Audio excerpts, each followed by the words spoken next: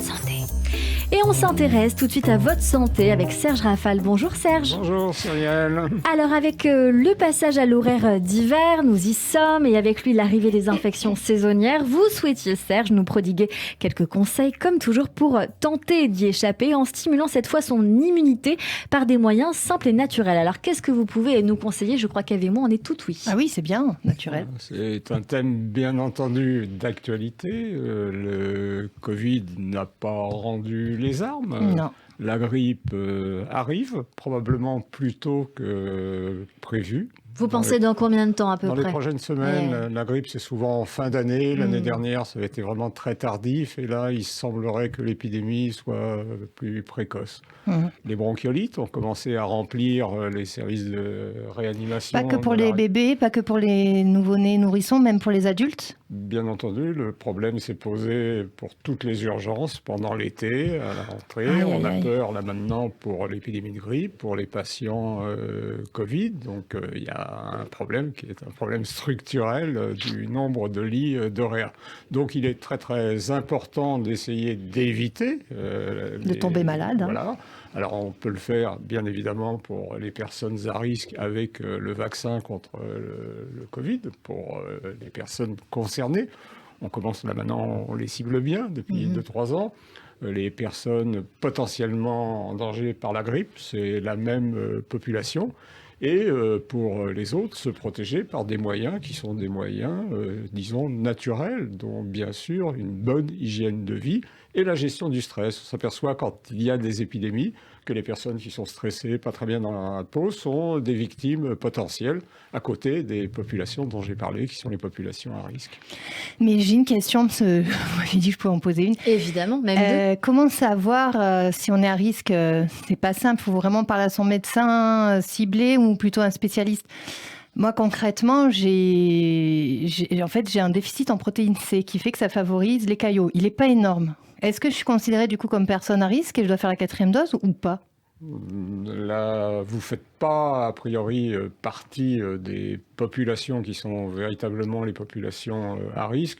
C'était essentiellement les plus de 65 ans, donc à peu près 12 millions de personnes, plus 3 millions qui étaient les comorbidités. Donc, les personnes immunodéprimées. Voilà, les personnes immunodéprimées. Donc même si on a une prédisposition à faire des thromboses, ça ne veut pas dire qu'on est à risque. Non, une prédisposition. Je dirais ce qui est important, c'est les antécédents. On interroge les patients en disant l'hiver, vous attrapez tous les hivers quelque chose. Le patient vous dit non, j'ai jamais rien attrapé. On peut considérer qu'ils ne sont pas. Ah super, j'avais pas envie de faire la 4e, j'avoue.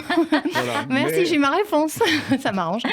Quels conseils alimentaires vous pouvez nous donner et quels conseils à mettre en avant, bien évidemment, Dr Serge Rafal? Les conseils sont des conseils soit préventifs. Il y a une alimentation dont on a déjà parlé, qui est l'alimentation de type méditerranéenne à la française, le crétois à la française. Et puis, les mesures à prendre en début d'infection, c'est-à-dire vous êtes dans un milieu où il y a quelques cas dans l'entourage. Là, faut faire attention à son alimentation. Donc, je dirais éviter une alimentation qui est trop grasse, trop lourde, trop abondante, parce que il y a un surcroît de travail pour l'organisme. Essayer d'apporter les vitamines. Donc là, on les apporte avec les 5 fruits et légumes. Donc là, on a à la fois des vitamines et puis des minéraux à action antioxydante. Donc la ratatouille, c'est plutôt bien. On en parlait tout à l'heure. Voilà, apporter... Là, j'ai tout bon, je suis contente. Apporter quelques bonnes protéines. Donc les protéines, c'est les œufs, le poisson, la viande. Choisir les poissons gras et les viandes les moins grasses possibles. Essayer d'épicer son alimentation. Vous savez que dans toutes les traditions, les épices sont d'abord un moyen antimicrobien, puis... Le curcuma, c'est pas mal, hein. Bien entendu, il y a le curcuma, il y a la cannelle... L'origan. L'origan, j'en mets. Voilà, tout ce qui est origan. fait partie des huiles essentielles anti-infectieuses, c'est bien la nette, bien évidemment. C'est bon, toutes les épices, et puis l'ail, l'oignon, dans les épidémies du Moyen-Âge, ils nous ont beaucoup aidé. Je carbure à l'ail. Moi, je ne mange quasiment pas un repas sans ail. Il paraît que c'est très bon pour le cœur. Absolument, C'est ça, hein. Et absolument. l'hypertension. Absolument, pour le cœur et pour l'infection. Le seul problème de l'ail, c'est que c'est un petit peu difficile à digérer, mais c'est un remarquable produit. Stimuler j'adore. son immunité, c'est pour beaucoup prendre aussi de la vitamine C ou des polyvitamines. Vous nous en parlez, bien sûr, Serge Rafal. C'est un problème important parce que moi, je fais partie d'une génération où stimuler son immunité, c'était prendre 2 grammes de vitamine C. Linus Pauling, le double prix Nobel, lui, allait jusqu'à 10 grammes et il expliquait qu'il avait vécu jusqu'à plus de 90 ans grâce à ça. On sait maintenant que ça ne sert à rien, voire que ça peut être néfaste parce que l'organisme a du mal à éliminer autant de vitamine C. Donc il y a besoin d'en apporter 250, 500 mg par jour. Une orange Alors, je vous pressée rappelle, suffit, quoi. Voilà, une orange, un kiwi, un kaki. C'est la saison des kakis actuellement, c'est 70 mg. Donc vous voyez déjà avec 2 fruits, vous êtes à 150 mg. C'est vrai qu'on a tendance à penser qu'il faut absolument des vitamines à la rentrée de compléments. l'hiver, Voilà. donc c'est pas forcément le on a cas. ça, là, je vous ai parlé de la vitamine C, puisqu'on voit, c'est la poignée de polyvitamines. Donc ça, c'est une aberration complète. Ça sert à rien. On n'est pas dans un pays où on est carencé en toutes les vitamines. On mange, est carencé dans quelques vitamines. Il vaut mieux prendre un produit qui est bien concentré plutôt qu'un produit qui contient un petit peu de Ça, tout. c'est une très grande info, docteur Et j'ai Serge une autre Rafal. question, désolée. Les probiotiques avant l'hiver, c'est pas mal, non, pour préparer, on va dire, tout ce qui est réparer la flore, etc., de manière à être plus combatif pour les défenses immunitaires. Bien évidemment, là, depuis les années 2010, on commence à comprendre, à connaître l'importance des bactéries intestinales. Il faudra qu'on en parle un jour, oui. Cyrielle. C'est vrai qu'on a eu le sentiment qu'elle pouvait régler beaucoup de problèmes, et pas seulement les problèmes infectieux, les problèmes allergiques. On peut en prendre pour tout, des probiotiques. Bien évidemment, et il faut maintenant, on les a intégrés à une bonne prévention. Alors les probiotiques, ceux qu'on achète en pharmacie ou en parapharmacie, sont des bactéries qui restent dans l'intestin 36 heures à 48 heures. Donc il suffit d'en prendre 3 par semaine, ça suffit de les prendre en dehors des repas avec un tout petit peu d'eau pour pas qu'ils soient détruits dans l'estomac parce qu'ils doivent arriver intacts jusqu'à l'intestin. Donc ça fait partie du traitement. Derrière, nous on donne de la vitamine D. Donc la vitamine D longtemps était la vitamine du calcium, la vitamine de l'ostéoporose, de la fixation du calcium. Et en fait on sait qu'elle a une action immunostimulante. Donc c'est très très important dès maintenant, puisque bon, depuis le soleil, normalement la vitamine D est fabriquée par la peau sous l'action du soleil.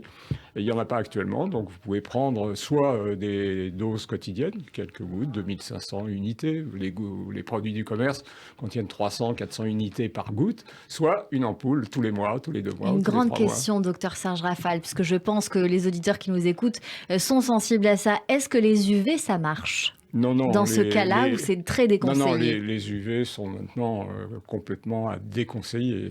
Il y a une balance bénéfice-risque qui est totalement défavorable. Par contre, aller immédiatement sur la vitamine D qui fait partie des mesures à mettre en place dès à présent. Ou partir à Deauville quand il fait beau. Il faut qu'il y ait suffisamment de soleil. Alors, vous savez, on fabrique la vitamine D quand il y a du soleil. Il faut une demi-heure de soleil qui tape. C'est pas la saison. Et si on voit un petit rayon de soleil, on se met sur une terrasse ou une terrasse de café. Oui, parce que vous dites les UV pas terribles, mais c'est les UV... Les machines à UV, c'est ça. Mais le soleil naturel, ça va. Oui, mais là aussi, on est limité par l'exposition. Vous voyez bien ce que font les Australiens avec les UV. Enfin, ils ont un problème avec les mélanomes. Donc, dans les écoles, les enfants n'ont pas le droit d'aller en plein air, par exemple, dans l'hémisphère sud. Donc, les UV à petite quantité, les cabines d'UV, pas du tout. Ça, faut pas du tout. Hein. Ouais. En conclusion, docteur Serge Rafal, qu'est-ce qu'on fait ? En conclusion, l'infection, c'est pas une fatalité. Hein. Je me souviens de cette ère dans La Belle Hélène qui explique que l'amour c'est une fatalité. L'infection c'est pas une fatalité. Donc il y a un certain nombre de mesures qui sont des mesures simples. On a parlé des mesures alimentaires. Il y a d'autres mesures, la gestion du stress, la qualité du sommeil, l'aération des lieux. C'est important pour le Covid, mais la pollution intérieure est presque aussi importante que la pollution extérieure. Et la qualité du sommeil, mais si une nuit on est stressé, qu'on dort moins, c'est pas pour autant que le lendemain on va de suite être sensible. C'est sur le cumul de fatigue que ça va être... Quand vous avez un sommeil qui est un sommeil de mauvaise qualité, bien entendu, il faut essayer de le réguler, pas obligatoirement avec des hypnotiques. Il y a d'autres moyens, on peut monter très très progressivement. Ça va de la gestion du stress à la sophro, la relaxation, aux médicaments, et puis aux hypnotiques, quand vraiment on ne peut pas faire autrement.